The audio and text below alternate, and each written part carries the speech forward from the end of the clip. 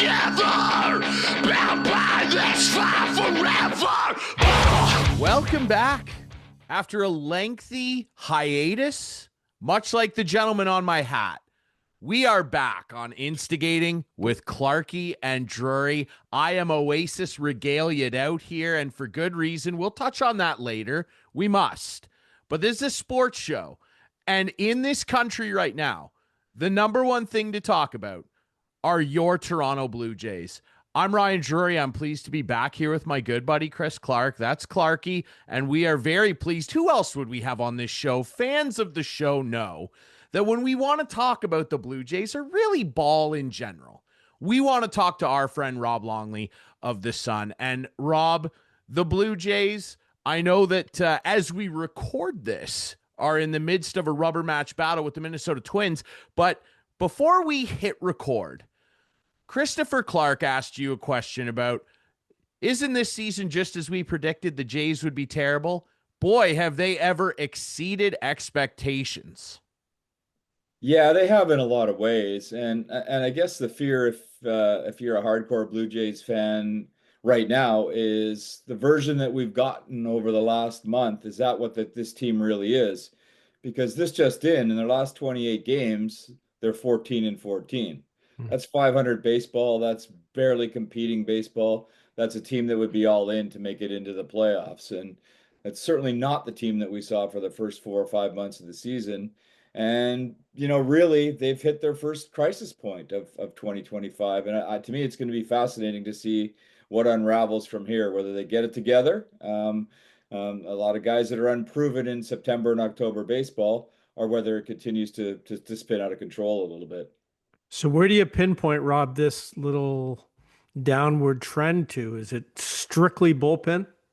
It's to me, it's almost entirely bullpen. I mean, that's where everything seems to fall apart. I mean, I know everyone wants to overreact with one game like last night when Jeff Hoffman gave up a pair of home runs. It was as ugly as it gets. It's the most awful way to lose a baseball game, and they really stank. But this has been coming on for weeks right now, and Jeff Hoffman is far from their biggest problem in the bullpen. And to anybody who's asked me over the last 3 or 4 weeks, I've posed a question right back to them. It's like, what is this team going to do in innings 6, 7, and 8? Because in the playoffs, in Major League Baseball playoffs anymore, starting pitchers are only allowed to go 5 innings. It's almost like there's a rule in the rule book now. Every general manager, every manager in baseball doesn't allow their starter to go past 5 innings in the playoffs.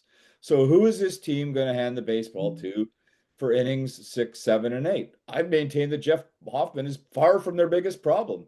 It's who's going to get those interim outs between starter and closer. And it's a very big crisis point for this team right now. I mean, there's a lot of explanations for it. I mean, you could start with talent. Did they do enough at the trade deadline to fix the situation? You can look back to earlier in the season when many of the key arms in that bullpen were overused. I'm talking about Jimmy Garcia, especially, an arm that they could very, very much use right now and is likely going to be done for elbow surgery, or it's certainly headed in that direction. And they just don't have the arms and the firepower to do it right now. And it seems like they're operating on fumes to a large degree.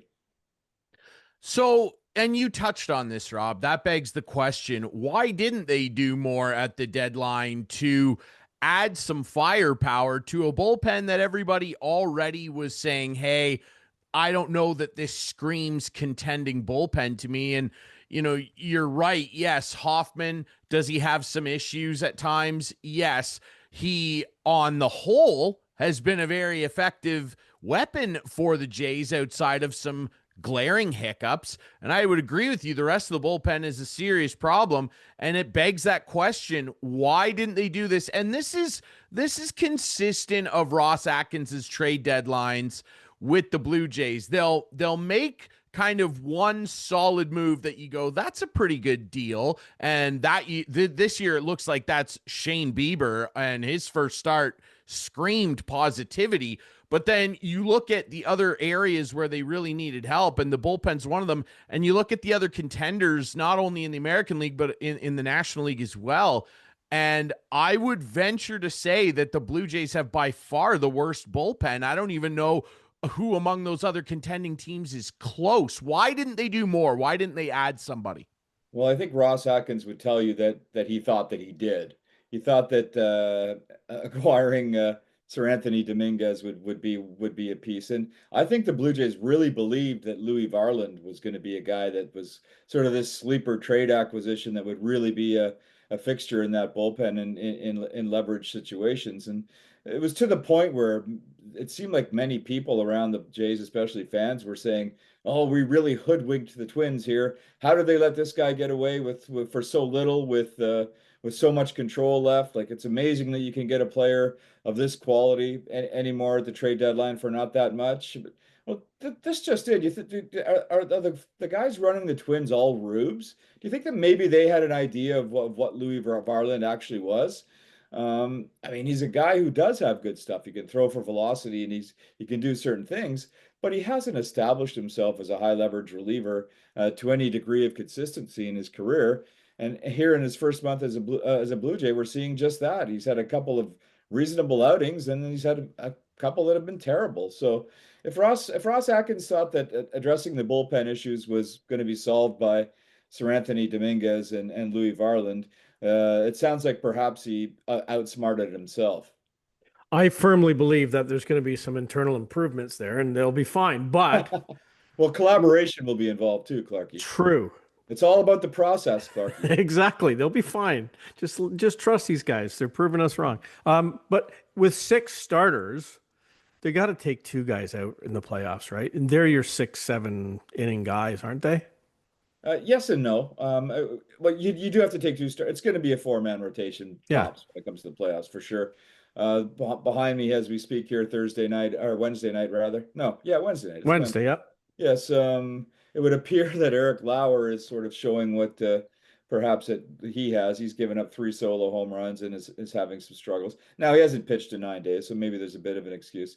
But to your point, Clark, yeah, it's going to be a 4-man group, and right now it's going to be Max Scherzer, Shane Bieber, and Kevin Gausman with essentially a 5-week tryout for who the 4th guy is going to be.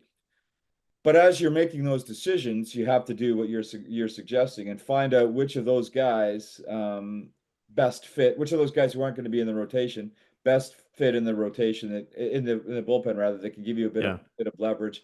Guys that you can maybe bring in the 6th or the 7th inning to do something to get you out of a situation. Now the problem with that is, other than Eric Lauer, all of those guys don't have any experience in or any recent experience anyway in bullpen situations like that. So how do you transition over the final month of the season, or what will probably be the final few weeks of the season, for guys who are used to, basically having the starters routine ingrained in them, to changing it up and being relievers? That's I'm pretty sure as the Blue Jays try to figure this out, they're gonna look at which guys they feel maybe best equipped to do that. But you would hope, given the situation, given the lack of reliable arms back there, that one of these guys could step up into that situation. Maybe it's Chris Bassett because he's got those 6 or 7 different pitches that can really keep hitters off guard. I don't know if it's Jose Berrios. I mean, he screams to me as being pure starter, and he's, quite frankly, he's struggled this season. Yeah. Maybe it's Lauer. So, but yeah, you hope you get some help that way. Is it not a bit of a problem that you're not throwing Berrios' name out in that immediate group of presumed starters? And I agree with the 3 guys that you tossed out there. And I mean, that situation, when you break it down, it really does kind of consummate what this season has been. A lot of low expectations that have resulted in great performances, or in the very least performances that you didn't see coming on the positive, mixed with a bunch of underachievers, and Berrios would be one of those, that leave a lot of doubt as we near the playoff push. And Max Scherzer would be at the front of that. Like, they signed this guy, his thumb is sore, he can't pitch, he's got hand issues. The last month, like all the starts he's played in, he's been really unbelievable. Like, he's turned the clock back. It's incredible. And you look at Gausman, solid season, just straight up solid Kevin Gausman numbers. And Bieber, that first start was just absolutely electric. And I mean, if that's the type of Bieber we're getting, that old Bieber relieved and revived, really, that is nothing shy of positive. And a guy who's got long postseason run experience too can maybe calm some of these guys down. But when you look at Berrios in particular, like, is it not kind of a troubling thing that he isn't an immediate name that you're throwing out there? Yeah, it probably is, Ryan. I mean, it's probably one of the undertold stories of the season. When the best thing basically that you can say about Jose Berrios so far is that he continues to give the team a lot of innings, but even that comes with a caveat because he's not going as deep into games as he used to. He's making all of his starts, but he's definitely not the Jose Berrios that we've seen in the past number of seasons. I think if he was being honest, he'd be the first to admit it. And he kind of alluded to it. I think it was two starts back when he said he basically said that hitters seem to have an edge on me right now, and that's a way of admitting failure, and it's not like he's fallen completely off the planet, but this was a guy that he earned the game one. So he started the season. He was their opening day starter this year, so there were fairly high expectations for him. And if we rewind the clock 2 years, he was the guy, right, for that ill-fated playoff game that we're not supposed to talk about anymore in Minnesota. I mean, he was the guy, and he was pitching as good as he's ever pitched in his life before they gave him the hook after three innings and change. That we're not supposed to talk about that because we're supposed to wipe that from our memory cards. But yeah, I mean, obviously they had big expectations for Berrios to be kind of that guy. Like he's never screamed ace to me, but he's really screamed Mr. Reliable to me, and he has been far from reliable this year. And we talk about all the home runs that the Blue Jays have given up. 3 tonight. I think it's like 112 or something on the season, tied for third most in baseball. Well, Jose Berrios, I mean, if you're a wagering man, you'd be if you were a wagering man and you bet on home runs allowed by Jose Berrios each game that he's played, you'd probably be doing quite well because it seems like most games he allows at least one. He has trouble, like many of the Blue Jays pitchers, keeping the ball in the ballpark.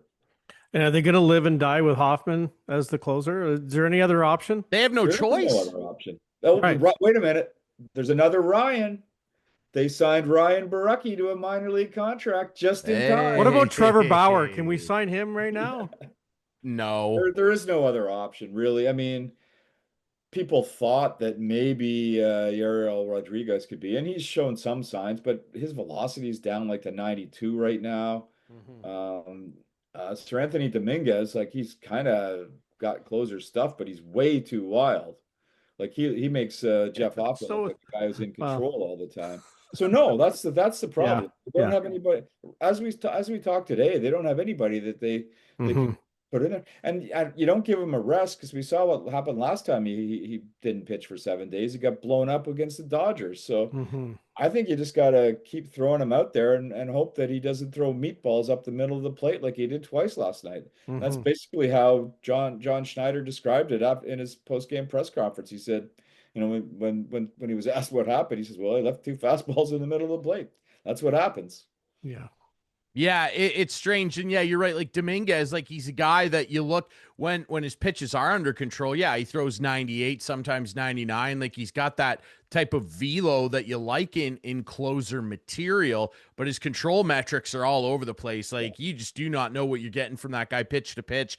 Kind of a problem when you're talking about a key role like a closer in a 1 or 2 run game in a playoff situation, let alone a regular season game. And the Jays, as we record this now officially, have the second most home runs given up by starting pitchers this year. Only I almost said Oakland, Sacramento Athletics. Only they have more. Your boys, your boys, Brian. The boys. No, not my boys. The Athletics. Yeah, the Sacramento Athletic. The Sacramento. No, it's not Sacramento. It's the. I know. Athletics. Well, but they are though.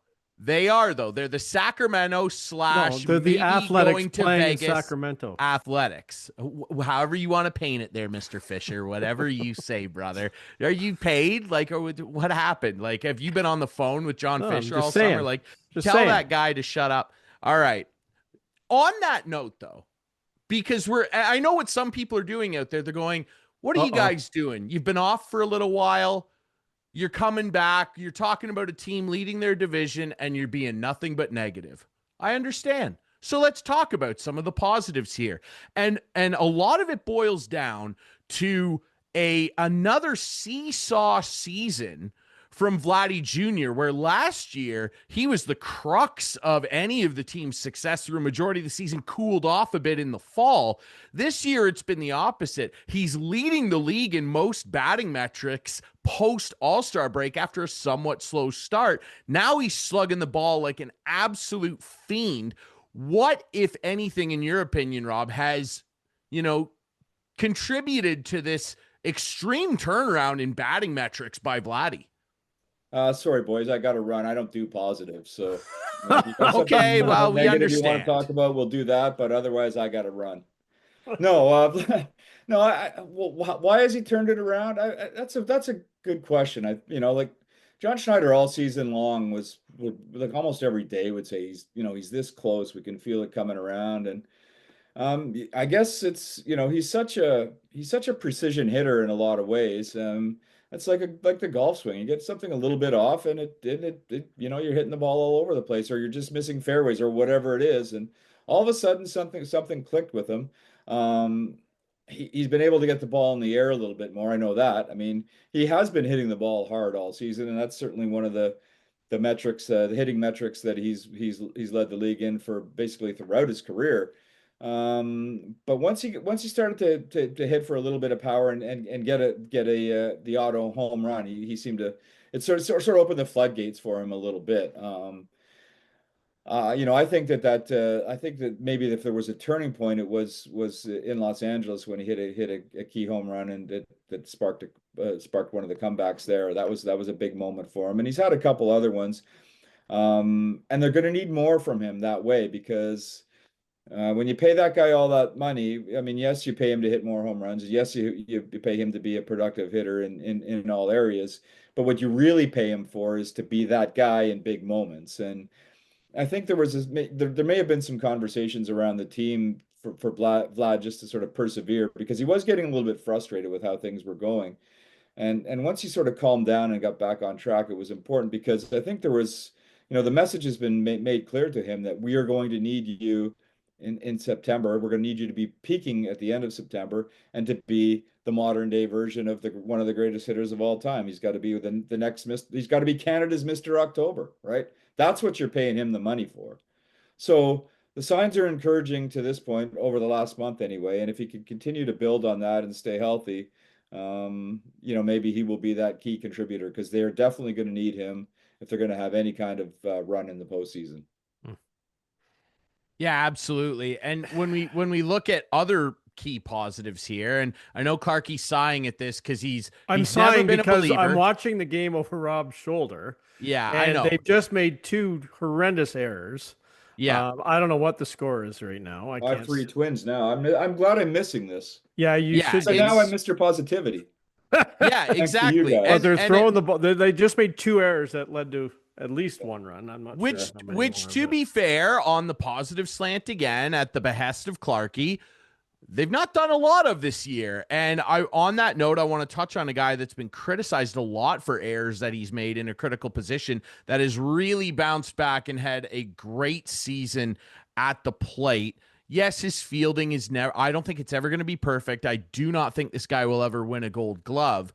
But Bo Bichette, like, you look at the turnaround and the incredible numbers that he has and the consistency that he has found again at the plate. Yeah, would you like to see more power? Sure. But just pure hitting. This guy's been a rock star this year, and it begs the question, as he approaches true free agency, will he, in your opinion, be a Toronto Blue Jay next year and beyond? And if he is, what kind of numbers are we looking at for this guy? I get asked this so much, Ryan, and it's like we have no way of knowing. What we do know, or what we can almost be certain of, is that he's going to listen to 30 teams, or however many of the 30 teams are interested in making him offers. And to your point, if he continues to hit like he's hitting right now, and does have some success in the playoffs, then that number is going to be pretty high. It's going to probably be north of 300 million for 12, 14, 15 years or whatever it is. So then it becomes an issue of can the Jays afford to, or do they feel they can afford to pay that kind of a money for a guy that may not be elite shortstop? But I think his defense is he gets a bit of a bad knock for his defense. I think it's slightly better than average, and he's very athletic there, and he continues to improve defensively. So I think if you had to, you could move him to second base at some point if you got him into a long-term deal. But as this team goes, and as we're seeing this year, like he doesn't get a whole lot of talk about how important he's been to this team, because justifiably George Springer is getting so much of it, and just justifiably Mr. Everyman, like whoever it is each night is contributing, and that's what a good team does. They have all kinds of contributors, but Bo Bichette near the top of the order is elite Bo Bichette again, the guy who led the American League in hits twice already in his career, and has a good shot of doing it again this season. I mean, he's rattling off four hit nights as if they're nothing, right? And he's hitting for a little bit of power, but he hits that ball all over the field. Like he finds holes, and not by accident. That's how elite of a hitter he is, how precise a hitter he is. He can find ways to spray that baseball and find spots and just continue to get on base, and in key situations drive in runs. So it's always going to be a back burner story with this team, is Bo Bichette lurking in the shadows in terms of his future. It won't be addressed until the offseason. And maybe if you're a Blue Jays fan, maybe one of the things that you can cling to hope-wise would be, should they have a sustained run in the postseason, and by that I mean at least get to the ALCS, maybe that high of being a playoff success on a team that he's been with all his career, alongside Vladdy, a guy that he said both have said they always want to finish their careers together. Maybe if they have some postseason success, maybe that gives the Blue Jays a bit of an upper hand when it comes time to have what figure to be wild negotiations this offseason. Davis Schneider just jacked one. He's a big man, isn't he? Just second of the game. Is it? Well, there you Wow. go. Like Okay. he just ripped one out, and it was a no doubter. That guy is jacked. Yeah. Like Yeah. he is so big, upper body. It's He is. incredible. Like, he's not quite like Addison Barger, although Mm-hmm. Addison Barger wears the size, he's a medium, and he wears the size small, right? But Sort of like there's a Ryan. term for that. I forget what it is, but Schneider, yeah, he's pretty muscular up top, and Yeah. but it's compact, right? There's not much to him. Like, he's a pretty Mhm. short guy, and Mm-hmm. but he gets he gets everything out of his swing, and he Yeah. can hit for power for a guy who's not that big. And Yeah. he's a guy that you would have thought when guys were coming back like Varsho from the injured list that maybe he'd be the odd man out, but he's essentially made himself indispensable. He's been that good and consistent, which has been, since he that magical call up 2 years ago. The thing that was always his Achilles was maintaining some sort of consistency. But he's hitting more consistently now than he ever has in his career, and perhaps more importantly for the Blue Jays, because he's not an everyday guy. He's able to do it off the bench, or he's able to do it when he's in the lineup 2 days a week, and those kinds of guys are invaluable, especially come playoff time when you're looking for a key hit in a key situation. They just tied it. Another homer. That's unreal. They're on fire with the home runs. How about that? Let's talk about a guy who had 2 home runs last night. Has this year for George Springer at the plate, like, Oh my come out of God. nowhere? Like, it's unbelievable.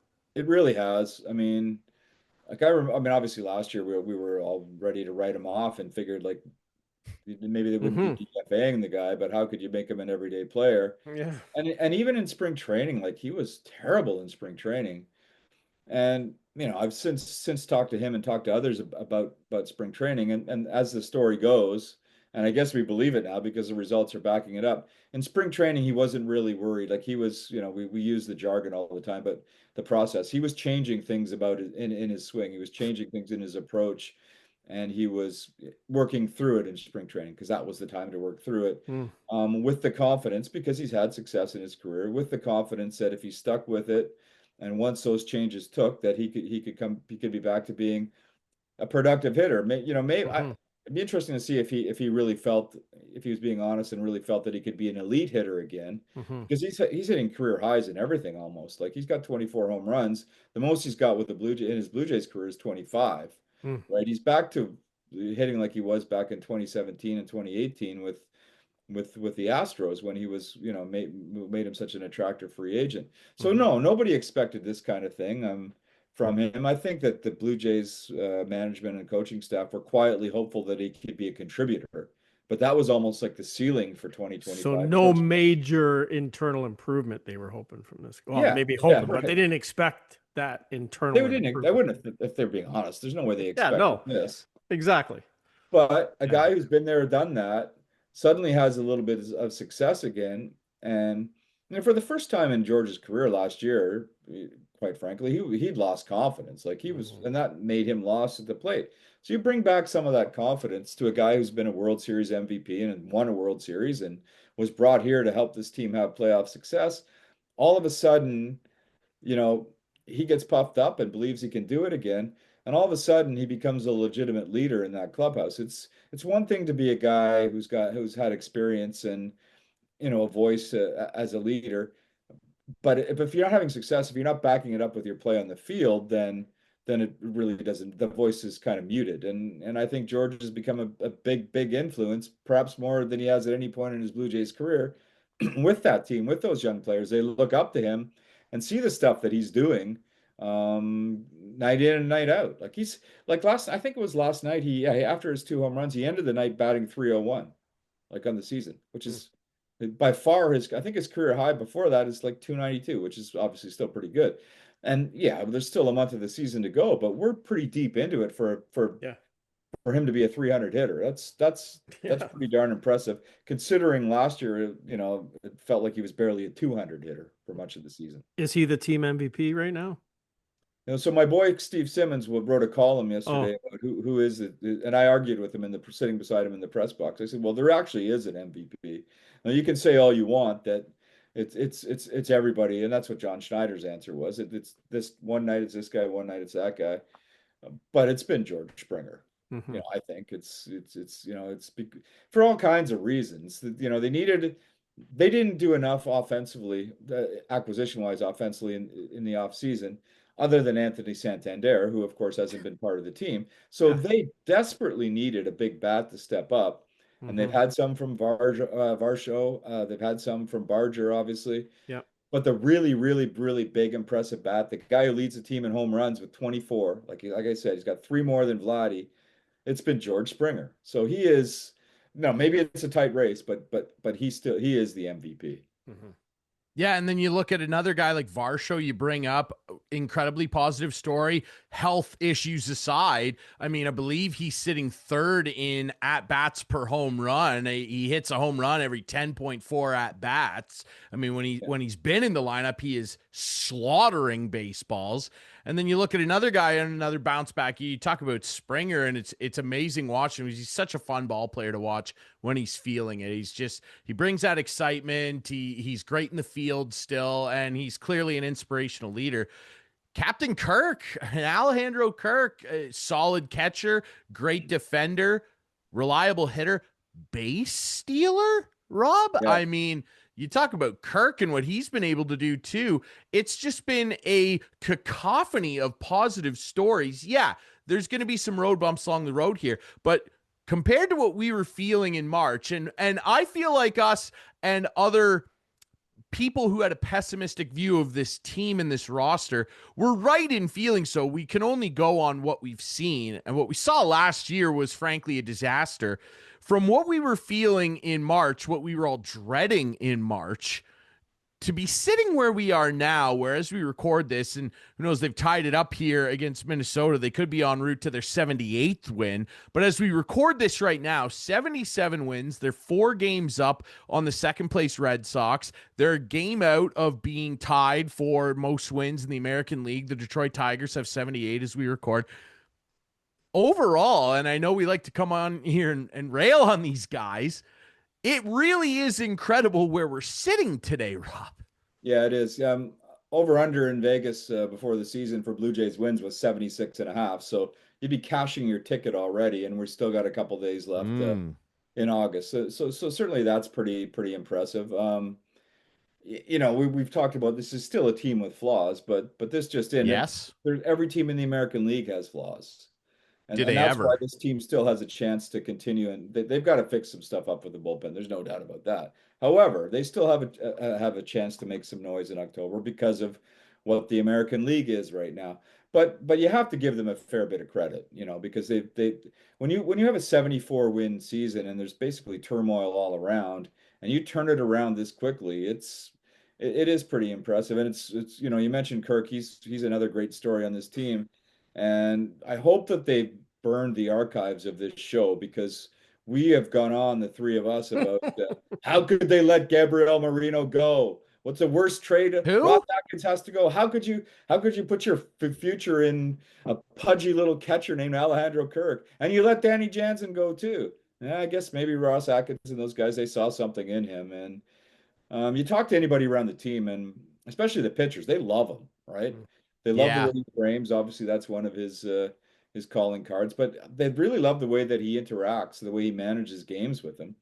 And now all of a sudden he's got, I mean, he's always had the potential for some offense, but he's reliable at the plate. Like he's hitting a lot of key hits for production wise, for catchers in Major League Baseball. He's right up there in terms of what he's been able to do. He's contributing that way, and he's been money behind the plate. His arm strength is much better. Now, one of the keys with him was, and the Jays had been trying. They can't make guys. They can't force guys to live in Florida in the off season if they don't want to. Like, he goes back to Tijuana usually. But this past winter, they got him into Florida early. It was either December or January, so he was there for a couple of extra months, and he really worked on his throwing. And that was maybe a little bit of a weakness in his game previously. Now he's elite at that way in terms of throwing out runners at second base. He catches guys all the time. And while he was down there working at their facilities, he also worked on his hitting, and it really set him up strong for a good start at spring training. Because if you guys have never been to spring training, you don't understand how, like, the busiest guy on the grounds is the catcher, because he has to do everything, right? He has to learn every pitcher. He catches every pitch. He's probably catching 15 to 20 pitchers, because you don't know who you're going to see during the regular season. You have to get familiarity with them in spring training. Then you got to do all your defensive work. Then you got to do your hitting work. Then you got to catch in games, because every starter wants Kirky behind the plate during those spring training games. So, I mean, if you don't come to spring training prepared and ready to handle all that, you're behind the eight ball to start with. This season, he was in Florida 2 months early, got a good foundation in, had an excellent spring training, and he's never looked back. Which of the Yeah. following is most likely to happen if history repeats itself? A, 1987. They lose the last 7 games. They blow the lead. Now it's a little different now with a wild card. However, 1987. B, Shapiro and Atkins streak continues. They don't win a playoff game. Or C, 92-93 repeats itself. Oh, there's got to be something in between. No, these, you have to doesn't it? pick No? one of those three. One of those three. Most likely to happen. Those Harsh are but like fair. three. I thought there could only be 2 extremes, but that smells like 3 extremes. But which is the most likely? Well, I don't think they're going to have that collapse because of, Okay. as you mentioned, with the wild card in there. It's pretty hard for that to happen. I mean, I could see them losing the division. It's possible, although I don't know who you really fear. Like, who do you fear more, the Yankees or the Red Sox? They're both kind of as well. Yeah. What was the middle one? Shapiro Atkins Oh. continue their no playoff win streak. Well, I I'd guess say if it's there's that one. yeah, if there's one that's more likely, then yeah, that would be the one. That- World really? Series is also a possibility, but I don't Yeah. know if you can beat the National League, and I don't think there's enough pitching depth to win 3 series and to get to the World Series. It's possible. Hmm. And Okay. if they are to slip into the if they get a bye, Right. then they got a better chance, because you And got they- a best of 5. Surely you're going to win one of those. And they have But a if- good chance to if- get a if- bye. Yeah, but if you don't, 2 out of 3. I We'll see know. how that works with this Yeah. team. And you could be facing Boston or New York. Yeah. So I'll go with door number 2 on that one, Clark. That's a good question, though. I like that. Thank you. Thank you. That is a good question, and I agree. I think it's door number 2, but people are crossing their fingers that it's door number 3. Obviously, before we let you go, Rob, there's been a lot of chatter. It's cooled down a little bit recently with the playoff races front and center, but it's been a big topic since stories about this were coming out. And it was just leading up to the All-Star break, and Rob Manfred was making his rounds, visiting all 30 teams and talking to players. And there's a now infamous story about an exchange between him and Bryce Harper of the Phillies when the subject, when he was visiting Philly, of salary cap came up. And it was alleged that Bryce Harper got in the commissioner's face and told him in no uncertain terms to, well, you can imagine what Bryce Harper said to him. But on that note, it sparked a lot of conversation about the potential future implementation of a salary cap in baseball. Now, I'm not going to ask you just straight up, will there ever be a salary cap? I mean, because we said no in the NHL and it showed up. We said no in the NFL, it showed up. And I mean, even when you look at European soccer, there's not a cap, but they implemented a salary restrictive system. So I'll ask you this instead.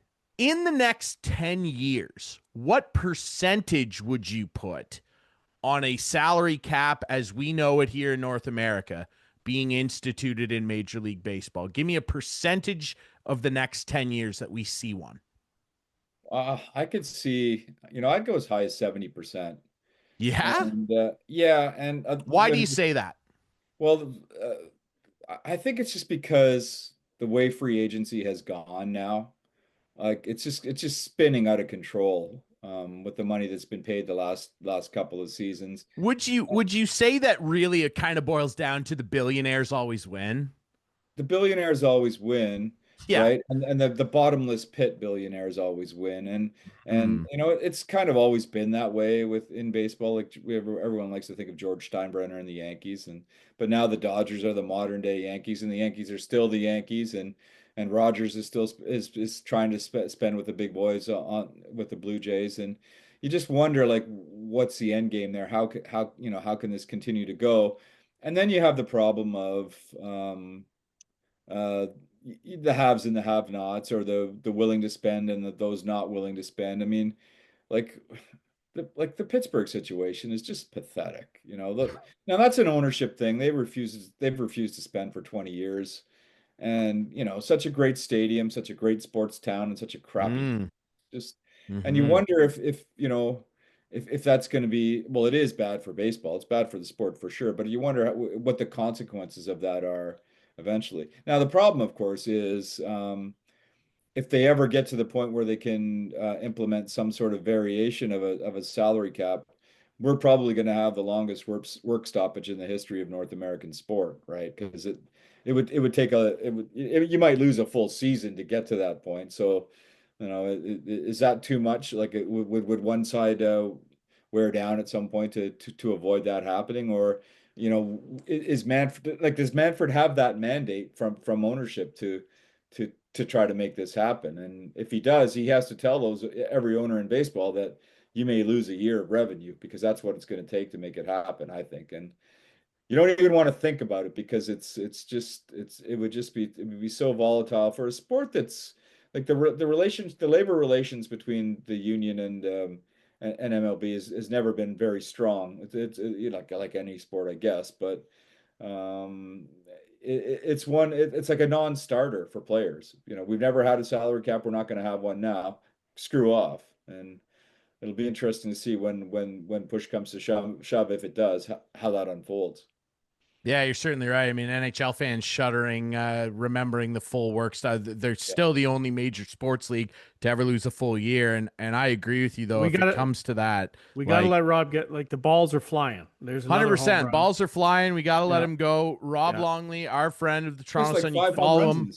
Yeah, I know, it's crazy. You can follow him. Watching over my shoulder, though. Yeah, I'm glad you have it on. It's good. It's nice for Clarkey to kind of keep tabs on this. Longley Sun Sport, the very best. We love having him on. Thanks for joining us on our new home on Rogers here.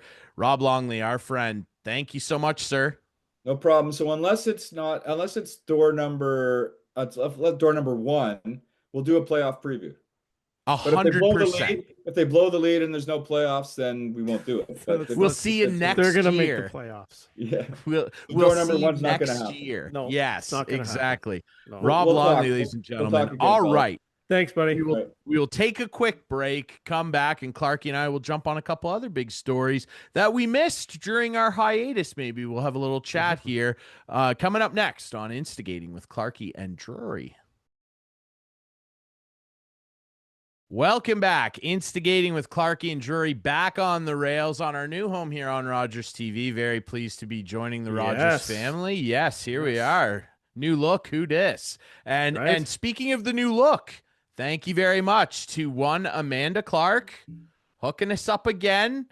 The graphics master. We got to give her credit here, okay? I know she'd be upset. She knows how to find me. She would be upset if I did not comment first show back on the new look. There you It's go. very crisp. We love it. Yeah. Thank you very much, Amanda. All right. Yeah. Let's Wouldn't talk want to take about- credit for anything if Amanda did it. No, of course. That's right. Well, would you? Did you do it? Let's I move on. want to talk about obviously a massive story, and that is of course Taylor Swift. Yeah, Taylor Swift, man. Just when people thought they couldn't get enough, boy, right. it's gonna be another level. And I'm interested. Okay, I very rarely, I'll say this, like very rarely do we see like a true like cultural touch point that people like remember like when it happened. Is this where you were going, by the way? What do you mean? Like, was it Taylor Swift and Kelce you were going to talk Yeah, about? 100%. Because Yeah. I didn't know, and I thought, I'm just going to throw that out there. Okay. No, well, you're Okay. Clarkey. That's why we're co-hosts. You're That's on right. the pulse. We're on the same You're on the page. pulse. Yeah, That's right. We Okay. are on the same Yeah. page. Yeah. And man, oh man, I have seen like the memes are flying. It's incredible. I thought it was wild when she went on the Brothers podcast and like YouTube crashed because so many people were trying to log on and watch it. Like she moves the media needle like. And dropping hints about playing the Super Bowl with her little eggs. Yeah, Is that what they're called? and- Eggs. Yeah, and now people are kind of, starting to get the conspiracy wheel rolling again. The Chiefs got to go back to the Super Bowl. I don't want to see it, but okay. I got Lions Bills, by the way. Lions, Bills. Wow. Lions What Bills, highway brother. is highway? What's the Detroit Buffalo highway? There's got to be a highway that joins the two together. That'll be I that don't know, series. dude. I'm not up on my highway geography Yeah. in the Well, United States. I'm going to but- Google that while you talk. Yeah, and I think that would be good. But back to Swifty and Mr. Kelce here. Really unreal stuff. I mean, remember, I think it was last year, there was a betting line available on sports books about the date that they were going to break up. And now we got some crazy stuff. And now you can bet on the date of their wedding. You can bet on all this. It's really crazy. People will bet on anything. It's just sickness. I'll be honest. It's She got a actually ring before caused the me- Bills did, right? She got a ring before the Bills did. And I don't know why you're doing that. What is your hate on for the Buffalo I Bills? am going next week. I want you to know. I'm going okay. to tell you what NFL team I'll be cheering for this year. Wow, you're jumping. Okay, I wow. am. So this Yep, is a big I am. deal. It is a big deal. You sucked me into CFL fandom with Yeah. our boatmen. Yeah, right? and you Okay. pick the Cubs. Like you pick a different baseball team all the time. You athletics. Now Well, you're a I didn't Cubs do that. guy. Well, I you didn't did. do that, did I? Right? Because I said that I would switch if they moved them because I hate John Okay, Fisher. well, whatever. You He picked a doesn't new team. deserve So me. I'm going to pick I an did. NFL team, and I will Yeah, let for you the know. first time. What, And are I'm- you still the Patriots guy? Dude, I will forever. I'll Forever. die Okay. a very happy Okay. Patriots fan. So I'm going to tell you next week. My NFL I can't wait. And what I feel like you're going to do is pick an adversary of the Patriots, which I'll just say braggadociously I right can now, tell you right now. basically be any team. I can tell you right now. It will not be the Buffalo Bills. Okay. So yeah. That well, I can tell you. Can't now because But you're it hating could be on any them. other team. So there you go. Anyway, I-90 is the road that goes from Buffalo right. just south of Detroit. You got to take like Toledo and up. But anyway, It would be a crazy thing for sure, and Oh, it and would I be. don't think the NFL would be thrilled with that. However, I mean, it's the don't NFL. The know. ratings are going to be great regardless. Like no Yeah. one's going to care. It's just not two quote unquote premier TV markets. Okay. No, it's not. However, they'll draw a lot of Canadian fans. There are a lot of Buffalo Bills But fans again, up they here, don't not care. including The Clarkey. NFL doesn't care. No, I know they don't care about Canadian Not at all. ratings. I know that, but Yeah. what I will say, just regarding the Kelce Swift thing, we are in for a media blitz like we have never seen. This is going to be dominating like storyline, and it's incredible. Just all the memes that are already coming out. It really is something, man. You'll someday, Clarkey, you'll tell more of your grandkids about where you were when the announcement dropped, won't you? It's a cultural touchstone moment. There you It's go. very crazy. How about that? When was it? Yesterday? I think it was 2 days ago. So we've I don't already even remember where I was 2 days later. Yeah. Well, I remember where I was because I was in want the to truck. touch on another cultural touchstone Okay. moment here. And you Go. teased me earlier about it. And yes, new viewers to this program are going to be like, what is this idiot doing with the John Lennon glasses, the Oasis bucket hat, the Oasis t-shirt? What's happening over there? Mm-hmm. You know this, Clarkey. I am the biggest Oasis fan maybe on the planet. I don't know. There's some people that could give me a run. I love the band. They came back. They announced it last year. I know that Yeah. we talked about it on the show. Yeah. Very exciting. I went to the show. I went to night one in Toronto. Was that raining that night or? It rained. Yeah. The first North American gig in 16 years. Wow. I can't describe how incredible it was. What a magical experience. And it was magical despite the venue it was held in. Careful. What's going on? Nothing. Well, okay, careful. Well, I'm just saying Live Nation owns it. Okay. Yeah. I know that there's a company that has their namesake on it. Yeah. Who we're very appreciative of. We are. That's what I'm You saying. know? Yeah. Rogers Stadium. But Live That's Nation, what it's called, right? Yes, it is. And Live Nation's not a company I respect. And so I would just like to say, I'll say this, though. This will make the corporate fat cats happy, okay? Despite some of this, like anything on the internet, it gets blown out of proportion, despite the horror stories. And I wasn't at the first couple shows. I heard were horror stories, especially getting out.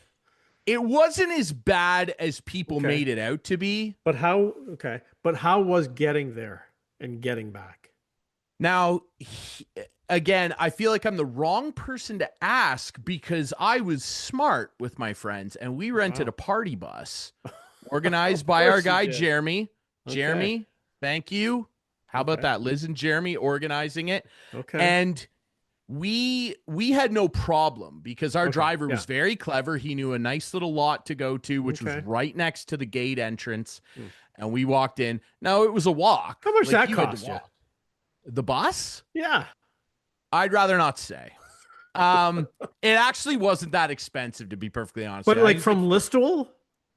From Ingersoll, we started at their Okay. house. We gathered and yes, Okay. yes, Okay. it was $1,500. It was $1,500, Divided And, by how many guys? 6 people? like 10 or Your 11. mom of us, was there. Whatever it was. Mom, Janice was there. Yeah. Janice was there. It was an unbelievable night. Okay. Yeah. Is the venue perfect? No, it's not. Have I had far worse concert experiences at quote unquote nicer venues? Yes, I have. But the show itself, which is really what matters, indescribably incredible. A transcendent moment that all of us will never forget. Just an amazing atmosphere. No one was, being an idiot. Everybody was having their loggers. Of course, it's an Oasis show. You got to drop a couple Guinness. How about that? an incredibly communal experience, man. I'm sure it was much like how you felt when you first went to see Lionel. Just a bunch of people there for the same reason, and exacerbated by the long wait. These guys disappeared. No one thought this was even possible. What an incredible experience. It rained. Yes, we were there night one. It opened up. It didn't pour, but it was consistent rain.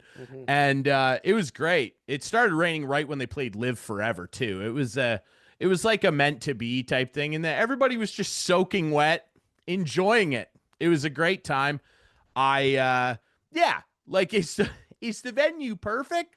No, but also it sounded good though. That's the only important thing to me. Sounded psychotic. There you go. So who cares what the venue's like if it sounds good? Well, right? I always joked like I would watch them in a mud puddle. Well, I saw Elton John or Billy Joel. No, it was both of them at the Sky Dome back in the 80s, and it was awful. The sound was awful. And when you go to a concert, you sort of want it to sound good. That venue does not lend itself well acoustically, and I'm not going to break down why. No, it doesn't lend itself acoustically because there's a roof. That's right. Concerts. They've tried to make it better in there, and they have made it better. But it wasn't good. I'm sure it's better than it sounded in 1992 or whatever. Yeah. Do you know my first Lionel Richie concert was 1987, nearly 40 years ago. Incredible stuff. And what is your count at now? 16? No, I think it's 18. 18, brother. Jeez, like that's incredible. Well, I got one down that I needed. There you go. With my boys. Yeah. God bless the Gallagher brothers. Thank you for just they made it too. I show. predicted to you that day that they announced it that they might not make it, but they did. And I was upset with you for trying to rain on my parade. You twist the knife. They're getting along great. Came out hand in hand, big hug at the end. Beautiful. Oh, they were joking around with each other. It was well, they should. They probably counted their money before they got left the stage. I hope they did. Yeah, I hope they did. That's what it's all about. Yeah, Noel's got to fund the divorce, brother. I want to say as well, we've mentioned it a couple times. New home here on Rogers. Yes. I've been informed that our Owen Sound area viewers in the Bay region there. Yep. This show you're going to be finding us Friday nights at 6, leading right into Attack Hockey. We'll talk with my friend Mark McKelvey. We'll be getting Mark on hopefully. Mark will come on. My friend JC Coots, who's now going to be the new color guy. There you go. Adrian Musso moving on. Great dude. JC moving from the host role up into the booth with Mark. Okay. As color guy? Will be, absolutely. Okay. Yes. Good. And the great Mark McKelvey still rocking your play-by-play, and you'll hear him on the road and the radio as usual. Yeah. How about that? You were in Guelph today. I was in Guelph on Tuesday, taking in training camp. I'm ready. I'm impressed. It's the first that I have stepped foot in a rink since the season ended for me in May with our Hanover Barons coverage, of course, on CKNX. It was nice to be back in the rink. Good to see everybody. The players remembered who I was, so that was positive.